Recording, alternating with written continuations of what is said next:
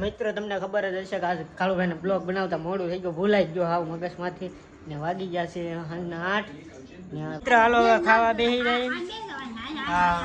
દૂધિયા ને વટાણા, બટેટા વઘારેલા, છાશ, પછી બટેટાની વેફર, કેરીનું આથણું એવું બધું એ ખાવાનું. તો હવે અમે ખાઈ લઈએ. અમારા હા અમે કાલમાં વેફર બનાવી છે ને આજમાં અમે તળેલું વાતર નાખ્યું ને. તમારે ખાવું હોય તો આવજો. એક નંબર હો ભાઈ અમારે કુકીબેન ને બનાવેલો. તો માલ કંઈક આવેલો હે નવો છો તમે, કાર્ટૂન ને કાર્ટૂન પીડ્યા છે આ બાજુ બીજું આ બાજુ માલ લાટ બધું આવે બહાર ને. હવે દુકાન બે હોય ને મારે જો અહીંયા બબલા પીડ્યા છે, દીડુભાઈ શ્રીફળ મૂકે છે.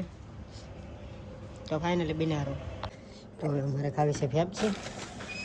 તો આમાં ફેપ્સી છે, ગુલ્ફી છે, 40 વાળી છે, 20 વાળી છે, 10 વાળી છે. મને તો 2 વાળી ભાવે, 2 વાળી ગાડી છે. મને આ ફેપ્સી ખાવાની બહુ મજા આવે, મજા આવે, બહુ મજા આવે. તમારે ખાવી હોય તો ખાઈ લેજો. આપણી દુકાન આવી જાય તો ખાવી હોય ને તો આપણી દુકાને મળે. નામ તો ખરું છે પણ બતાવતું નથી બરાબર. તો નામ છે પણ દેખાતું નથી એવું છે. ફાઇનલી બિનારો તો અમારા અશ્વિનભાઈને કંઈક વાગ્યું છે આંગળી. શું વાગ્યું અશ્વિનભાઈ બતાવો. અશ્વિનભાઈ તો ડેટર પટ્ટી લીધી છે, અંગોઠા કંઈક વગાડ્યું છે ને એ જાય છે. શું કામ કરવા દો તમે ભાઈ? કોઈને કહેવાય નહીં, પર્સનલી છે. આ ભાઈ એમ કહે છે કોઈને કહેવાય નહીં કે પર્સનલી છે. એવું તો એ ભાઈ શું કામ કરતા છે તે પર્સનલી છે? કોઈને કહેવાય નહીં. 1 વાગે 9 વાગે જવાનું ને 1 વાગે આવવાનું. કોઈને કહેવાય નહીં. 9 વાગે કામે જવાનું ને 1 વાગે છૂટા. એ 400 રૂપિયા દાડી હો. પછી 400 ને ક્યારેક 700 ક્યારેક 500 એમ 400-500 નું કામ થાય એમ કહે છે અમારે અશ્વિન ભાઈ. જો તમે 1 વાગે આવવાનું, 1 વાગે વહી આવવાનું. તો ભાગું ને અત્યારે નહીં જવાનું. તમારે ઘનુભાઈ આવી ગયા છે. જો તમે શું ઘનુભાઈ શું કહેવા માંગો તમે? તમારા હાથને શું છે ભાઈ? તમારે કાલનો હાથ બાત તો ઘનુભાઈ કંઈક પોપટ પાડ્યો છે કે શું કાંડ કર્યા? ઘનુભાઈ શું કાંડ કર્યા? સોડા પાવા આને મને હાથ મરડી નાખો. આને 5 રૂપિયા સોડા હાટુકથી હાથ મરડી નાખો. તો મિત્ર ફાઇનલી અમારા પંકજભાઈ એવા છે ને જો તમને બતાવું. હું પંકજભાઈ શું કહે છું? દુકાન નાસ્તો લેવા આવ્યા છીએ. નાસ્તો લેવા અત્યારે? હું ધાનમાં આવતું ને એમાં શું ખાવું એમ થાય. તો પંકજભાઈ એવા છે નાસ્તો લેવાની એમ કહે છે કે શું ખાવું છે એ વિચાર કરે છે. મળતું ને પકોડા સમોસા ને એવું. પકોડા ને સમોસા ને એવું લાવે દુકાને થોડું હવે ગાડી રખાડતો થાય. ક્યાં લખેલું છે?